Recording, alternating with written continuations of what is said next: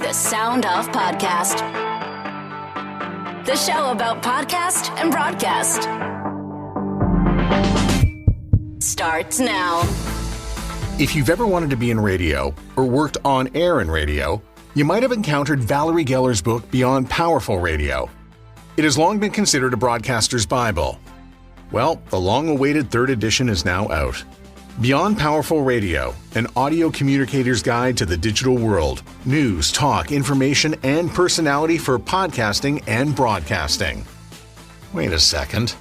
That sounds an awful lot like our audience. So I feel very safe in saying that if you are listening to this book is for you. Beyond Powerful Radio's New Testament includes podcasting, social media, storytelling, AI, and synergy across all platforms and media formats. Now, this interview is not a substitute for buying the book. If it was, I wouldn't have already purchased 3 books for clients. I have been blessed to work with Valerie on a number of occasions. She literally changed the way I spoke to radio listeners and now podcast listeners. I'm hoping to use her latest book to up my multi-platform game. If you don't believe my words, you can speak to Blair Bartram, Kelly Glover, Aaron Davis, Julie James, Terry DeMonte, Seth Wessler, and so many other people who have appeared on this show. They can tell you how she will change the way you communicate on air and online. And now, Valerie Geller joins me from Los Angeles, California. I feel like you and I have been talking about this book and the update to this book since about 2016. Does that sound about right? I'm embarrassed. It took 6 years to write, and I was way, way slow on the deadline. And it's not an excuse, Matt, but here's why, okay? Most of it was updated, and I was already going to update about podcasting and social media, and a lot of it in multi-platform. And then COVID-19 hit. And during COVID, the world changed. We started working differently, remote broadcasts. Instantly, the technology for being able to be in 2 places and sound like you're in the same room was fantastic. If you wanted to interview someone, you could be in your kitchen in your bathrobe and do it, and you had a level playing field with anybody else who was in a great studio. So suddenly Zoom changed the playing field, everything changed, and I asked for another year. And then, on a personal level, I lost 3 people in my life to COVID-19. And I was the executor of their estates on 2 of them. And so that took everything out of me. And I couldn't write a word. I was just dealing with that and total grief. And I cut myself some slack because I think it's true. I've advised this for years with creative people, and I never had to do it myself. There are times when you just have to step away and do life and take care of yourself so that you have enough in the bucket to dig into when you are ready to go back and write. So it took 6 years to write this book. We do have new sections on podcasting, AI, social media, multi-platform, and lots more on storytelling. Because during that 6 years, I changed how I work, and now most of the work is with podcasting. So one of the things that I started to do is I wanted to contribute a little bit towards the book, and I started to write some stuff. And then I would put, for instance, top 10 things you could do to start a podcast. And then I would pull it out 6 months later and it would be completely outdated. And so I thought for anybody who needed to do a book, whether it was about podcasting or technology, it felt like it was hard to keep up with all the new technologies that were coming down. Did you have any struggles where you had to add and subtract things as you went? Okay, what we decided to do was leave it as technologically neutral as possible. Now, we do talk about the Rodecaster and we do talk about some of the new equipment. You know, for $700, you can have a whole setup, and that's how it is right now, but that is subject to change because by the time you are reading this, it may be a completely different technology. So we did put that in. I had a lot of people contribute to the podcasting section. Amanda Cupido, who wrote Let's Talk Podcasting and now Let's Talk Podcasting for Kids. Amanda wrote a lot about the podcasting, and it's really about how to set up, how to plan your podcasts, and a lot about just structure. Do you have to do one every week, every day, every month? Do you have to drop it at the same time? Can you make a series of podcasts? Do 8 of them, and that's it. You've said what you have to say. You've talked to the people you wanted to talk to, and your story has been told, like a Netflix series. So maybe you just drop some of them. So what we did was we focused on what you do, how to create a quick promo for your podcast. How do you decide what to drop into the RSS feeds so that people will get excited about wanting to hear more? And finally, how do you promote your podcast? So those were the things we really focused on. And I feel bad because we were going to include you in the book. And then after we had to cut 250 pages out of the manuscript. And it was like, oh, I'm embarrassed because we can't have Matt. But I also am so thrilled with the work you're doing, and I'm so proud of you. And one of the things I love about you, Matt, is that you got into podcasting very, very early. You got excited about it. You started doing a podcast, and you started learning things and sharing what you knew and bringing all kinds of experts to your podcast and also just sharing insight. And it's fantastic. And I'm really proud of where you are and what you've been able to accomplish and develop an audience of people who are in love with podcasting. Thank you for that. And thank you for saying all that. One of the things I'm very technologically savvy, and I always talk about the tech, but it gets outdated so fast that, most of the things I write about one week, I'm pulling back and throwing out the next week. This is the opposite of that. This is like, you're talking about the kinds of ovens you can cook in that will deliver you the food. I'm talking about how to grow your carrots, so that they taste great, how to make your recipes and how to come up with show prep and ideas and how to present so that you're going to engage. That's going to work whether you have one listener or a million listeners. My whole thing is about how to be a powerful storyteller and how to engage audiences so that you can keep, and grow a listener base and make everything about the listener. And that's really the core of the powerful radio and powerful podcasting work. And one of the things I love, I feel that the book has undergone a renovation. And one of those renovations, we're going to change the bathroom a little bit, but we're also going to change the kitchen a little bit and changing certain parts to the point where there's now AI and social media and other things we never really thought of that now have full dedicated chapters in the book. AI is here to stay, and not addressing AI would have been weird. And you mentioned James Cridland earlier. James is a contributor to the AI part of the book. We use a lot of experts. There's over 55 experts in this book, and their ideas as well as my ideas from working in the field of getting audiences for people. AI should be used like the world's greatest intern. But just like the world's greatest intern, you got to keep an eye on the person. You have to kind of watch them because they're going to make mistakes and they're going to really put a foot wrong sometimes. So the great thing about AI for show prep, it can scrape the entire World Wide Web. You and I were talking about the technology that even if we have a little bit of fuzziness in the quality of the sound that we're talking to each other on right now, you can clean that up with AI in 1 second. AI is here to help us and it's here to stay. It's also scary if we don't watch it. So I think we have to wrap our arms around it and really use it for what it does best. But we can't let it take our humanity. Your core principles that you've been teaching for years are still intact. None of them have gone away. They all still exist. Tell the truth, never be boring, make it matter. Ask yourself, what's in it for the listener? Exactly. Those things don't change. And, a lot of times, like someone will say, well, we were going to ask you to speak at our radio conference this year, but we know your message. And it's like, you know the message because this is what works. Water the grass will grow. Eat less, exercise more, you will lose weight. These things are absolutes. They do not change. But what changes is the stories, the personalities, the individuality of all of the different talents who are doing this. And so, yes, the core never changes. Tell the truth, but then let's look at truth. Part of the truth is getting your facts right. In today's world, it's a little bit of a challenge to make sure and verify, is this true? What was the source? How do they know this? And it becomes the responsibility of the listener and the presenter to dig deep and make sure your facts are correct. Then there's a secondary truth. Are you truthfully and authentically interested in what you're talking about? Or is this now another topic manufactured to fill a slot on my podcast or my radio show because I needed to have some show content? And when it's manufactured for the podcast, it never sounds as good as when it comes from the heart or you're really passionately interested in it. If you care, you can make the listener care. There are no boring stories, only boring storytellers. So if you're interested, you can make it interesting. But don't be an actor. Don't fake. The AI can be the actor. The AI can, go on and talk about things, but only you can talk about it with your human passion and interest and caring about a subject or topic. And that's about making it matter.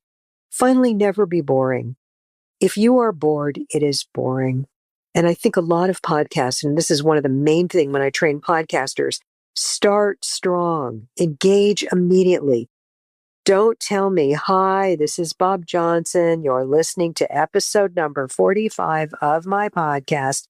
And yesterday on my podcast, we were, this is going to put somebody to sleep. Flip it around and instantly tell the listener what he or she is going to get when they turn on that black button and go for listening to your podcast. So the first thing you should do is use the word you. Have you ever? Can you imagine? If you're interested in, and start with that. If you have an overweight aging cat, you found the right podcast for you. Fat Cat Podcast, it's that, brought to you by Pet Care. That's the thing. Instantly let the listener know what they're going to get. In radio, we know this. Instead of, I have 5 sets of tickets to give away, it becomes you have 5 chances to win.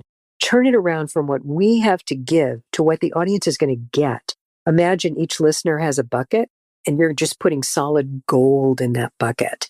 And if you can continue to fill the bucket, here's why you need to listen to this. Or if you can always answer the question, why should I listen to this? So I had an example of that sort of play out a little bit on an episode with Steve Goldstein where we talked about audio promos. And my audio promo was, I'm Matt Kundle. This is my show. I've been doing it for this long, and here's what it's about. And I'd love for you to join me on these 8 platforms. And really, it needed to be something more along the lines of me answering the question, what's in it for the listener?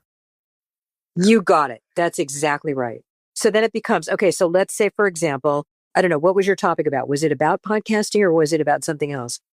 That one was about audio promos. So do you know that there's a reason when you walk into a big market and they have a tray of samples and you get to have a bite of the sausage or a piece of the chocolate or a piece of the brownie? Well, that's what an audio promo is. It's a taste to get you to buy the entire sausage or to come back and listen. I'm Matt Kundle, and coming up, one of the top experts in podcasting, talking about how you can create promos that will engage, seduce, and entice your audience.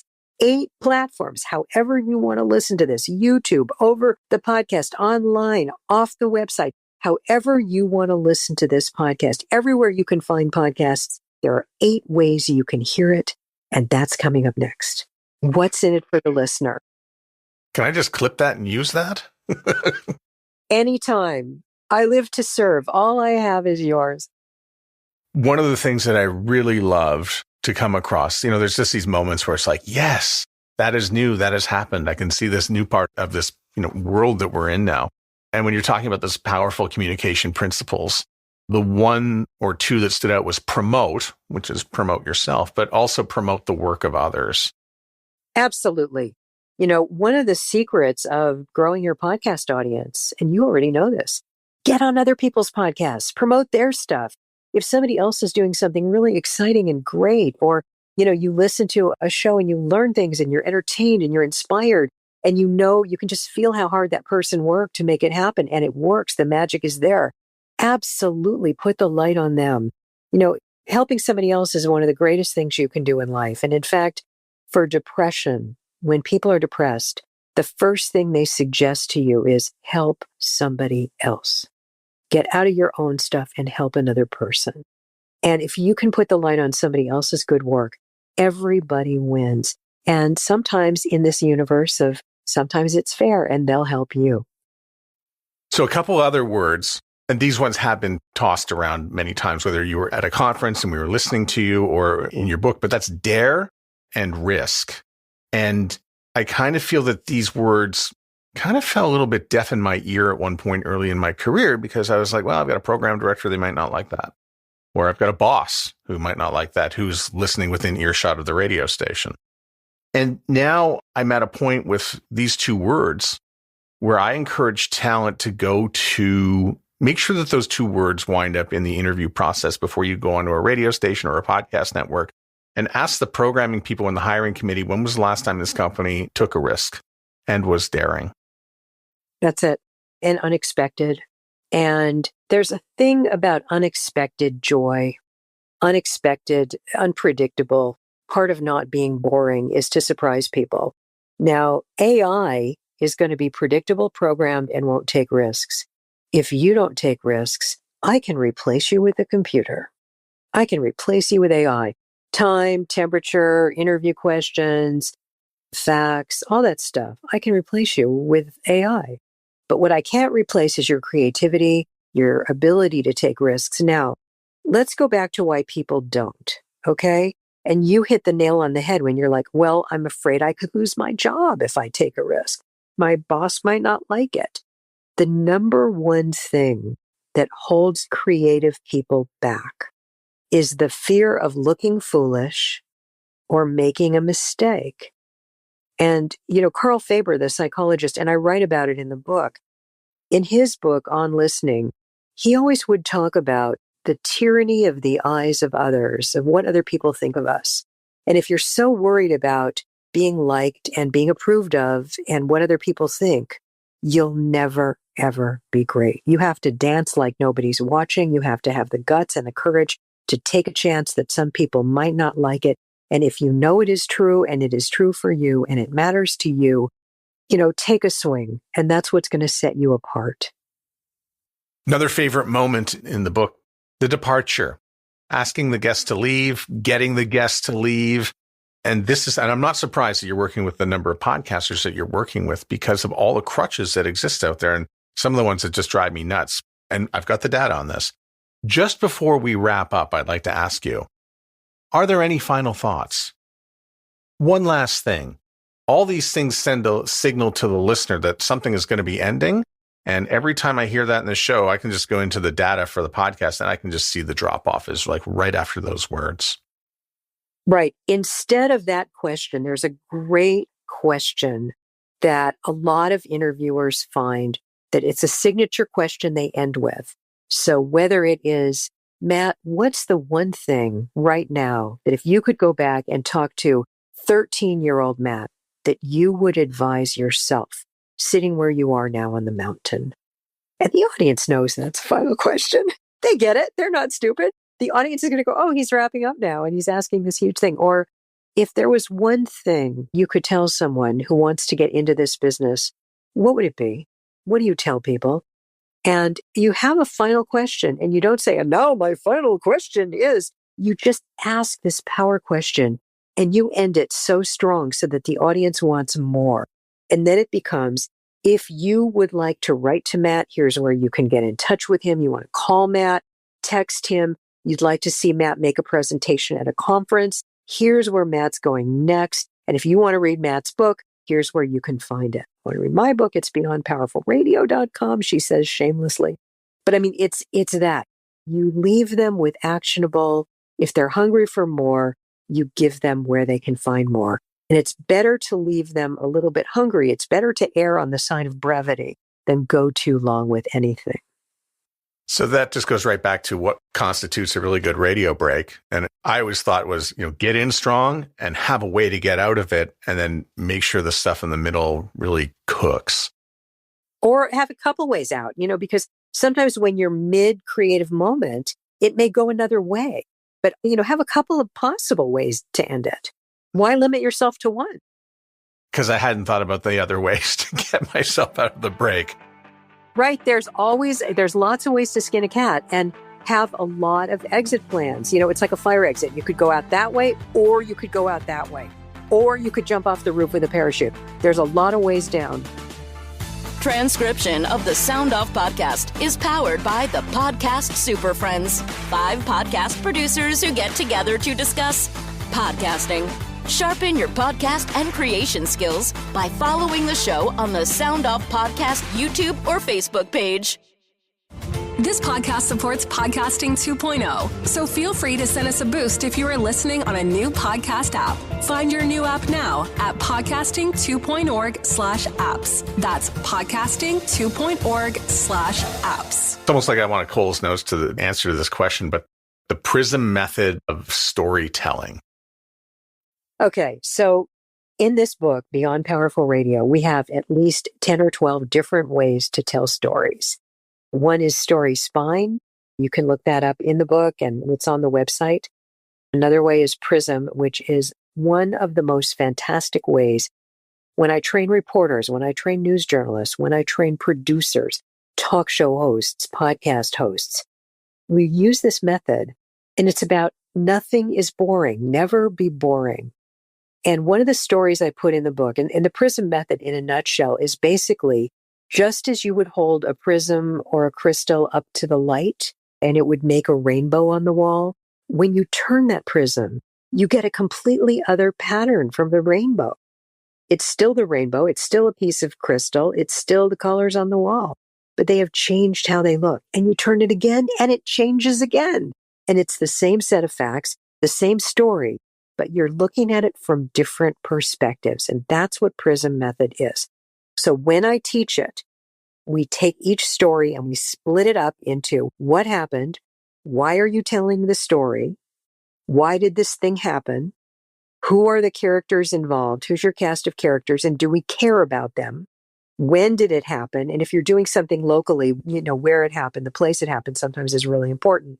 So you're doing your who, what, where, why, when, and how, but you're literally almost filling out a sheet or a screen of dissecting the meat off the bones. And you take your facts about the story and then you look at them and you decide what's the most important thing. So there's an example I give in the book, and it's a true story. There was a reporter. I had taught her the prism method, and she went into a store. This happened in England. She went into a store and the lady was just wrapping up to close the store. And she was on the phone talking to her daughter. And of course, the reporter, one of the things we suggest for show prep is bring in something you've overheard and observed, bring in something that's happened to you, and bring in something from the news you would normally talk about if you didn't have a show. Bring those three things in. So Maggie's observing what's happening in the store. The woman is closing early because she and her daughter have to get to Gatwick Airport because they have to pick up her twin brother who lives in America, who she hasn't seen since they were 6 months old. The twins were separated pretty much when they were little tiny babies. Their parents were in India. The mother took the little girl to England. The father took the little boy to America. And he'd had the crappiest life. His father was an alcoholic. Sometimes they lived in the car. He never finished out 1 year in one school district. His dad had been married 5 times. He really had a tough life. And when he turned 45, he finally got his act together. He got married. He had a baby. And he, his wife, and the baby are all on the plane, winging their way from Wisconsin to London to meet the owner of the store who's closing early. Maggie says, I work for a radio station. Could I come and do a story? The woman says, sure. So in the car on the way over, Maggie is deciding what prism angle she's going to use. Her first angle is, when twins are separated at birth, do you always feel like you're missing your other half? Do you feel an emptiness in your life? And that would have been a great angle. The next angle had to do with her daughter. Her daughter, as a class project, had gone online and located the brother.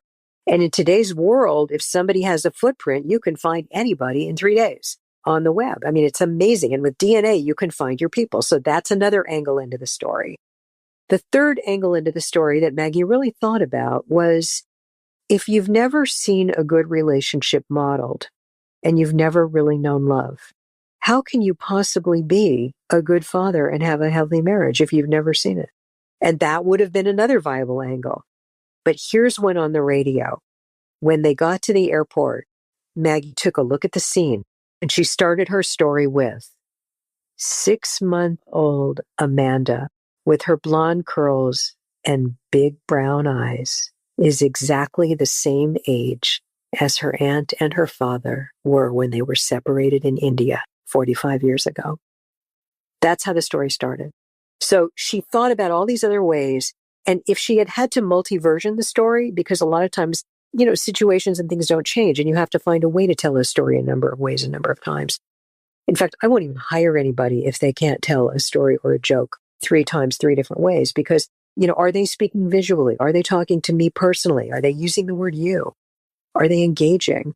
Do they make me care about this story? The hallmark of a great podcaster or broadcaster is someone can get you to care about something you didn't care about 1 minute ago, but because you turned on the audio, you're hooked, and now you have to hear what happens next.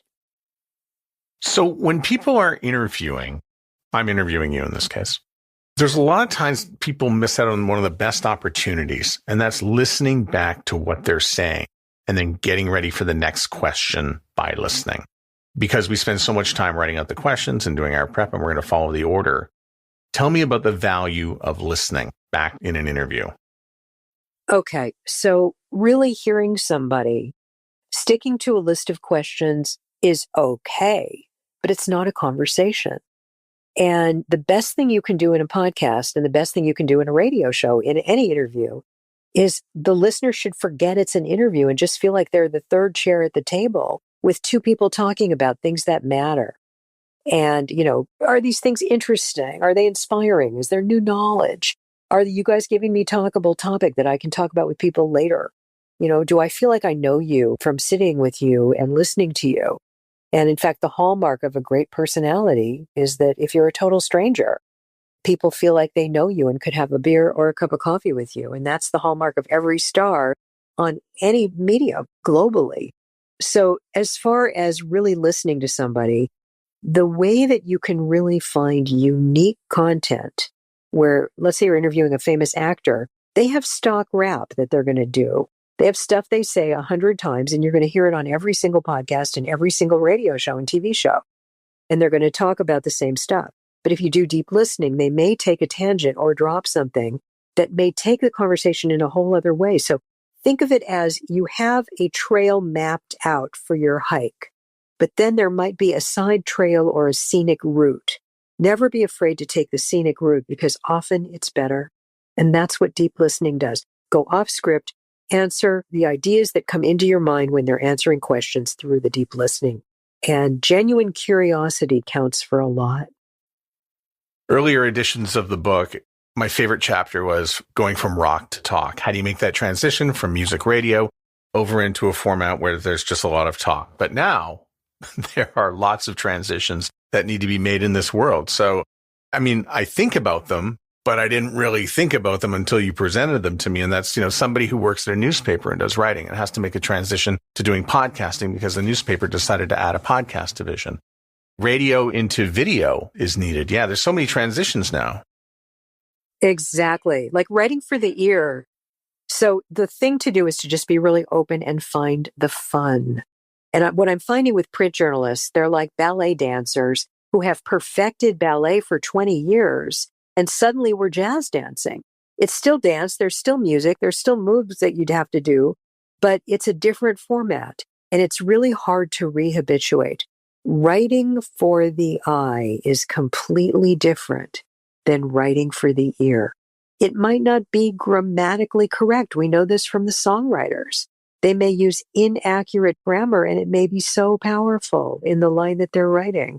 The same thing for radio and podcast writing. We need to describe things visually, talk to one person. The thing that a lot of print people are hard to get, they don't want to give it up, are percentages.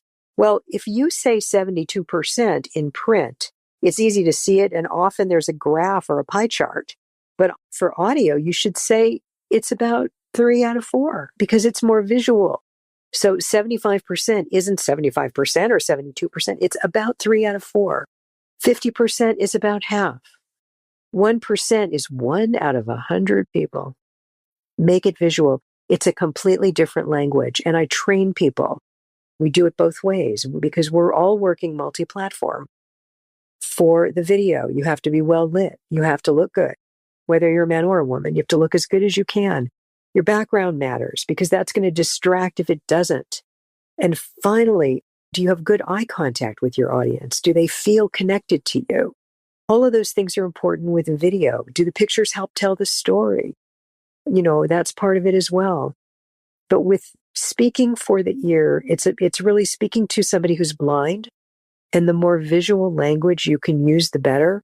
the more you can put a listener in the movie. If you were standing here looking at, here's what you'd see, the more you can use visual language, the better it's going to work. You've got a couple chapters in the book as well that answer the biggest questions that podcasters have. So the two biggest questions I get are, how do I market this? And how do you make money? So you can speak to either one here, but I mean, those are the two biggest questions, and you've got space for both in the book. The real answer is product permanence promotion, which is how any business anywhere, a restaurant, a company, for any product or service, this is how business works. And if you are looking at your podcast, if you're doing it as a hobby and you don't care that you have 100 listeners and you're happy with that, that's different than if you are using this as an extension of your brand. If you want to grow and entertain and inform, if you have a point of view you'd like to get out there, it's different. So first of all, decide what is your message, what is your product, and who are you? Take a deep dive in what do you want to do and why do you want to do this? Podcasting is a ton of work. Do you have the ability and the time and the hours in the day to put into this? Editing takes time. Podcasting is pre-recorded. You need to make it perfect. That's going to take time. Booking guests, if you're going to do an interview show, that takes time. Promos, and once you do a good product and you do it consistently over time, then you worry about promoting it. A lot of people make a mistake, which is where they spend a lot of money promoting it and they buy all kinds of ads and they do social media ads and they're on TikTok and they do everything they can to get people in the circus tent before the circus is any good. They're still learning. They're making mistakes and they're making their mistakes publicly. And if you are boring and if you make mistakes, people will check out your podcast, but it's going to be really hard to get them to come back another time because people are very judgmental and they're really quick. So my suggestion to anyone who's new at this is, first thing is perfect your content. Make your content riveting. And the word of mouth starts to get out when something is good, and then build on that. Now that the book is complete, how do you feel?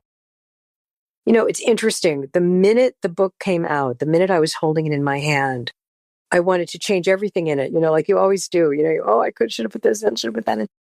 But I was really happy. I felt like it was the culmination of 6 years of writing. It is my life's work based on what I know works to get, keep, and grow audiences.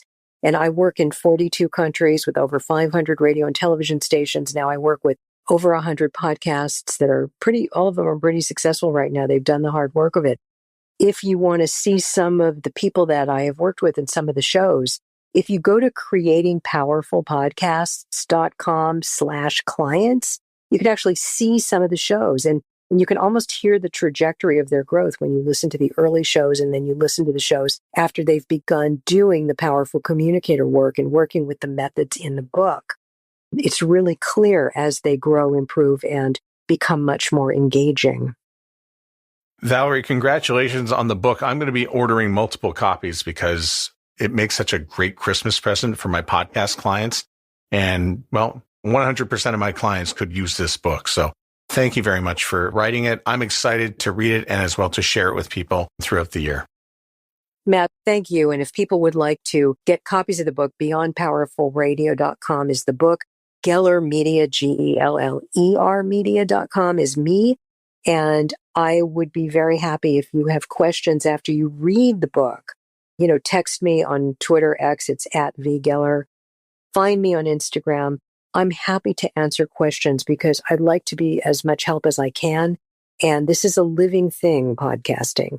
And the book is a living thing. And it's really important to me that if you are open and you want to improve and you're open to doing these techniques, the book offers them to you, but then you still have to do them. And so I want to support you if you want to do them. The Sound Off Podcast is written and hosted by Matt Kundle. Produced by Evan Serminski. Edited by Taylor McLean. Social media by Aidan Glassy. Another great creation from the Sound Off Media Company. There's always more at soundoffpodcast.com.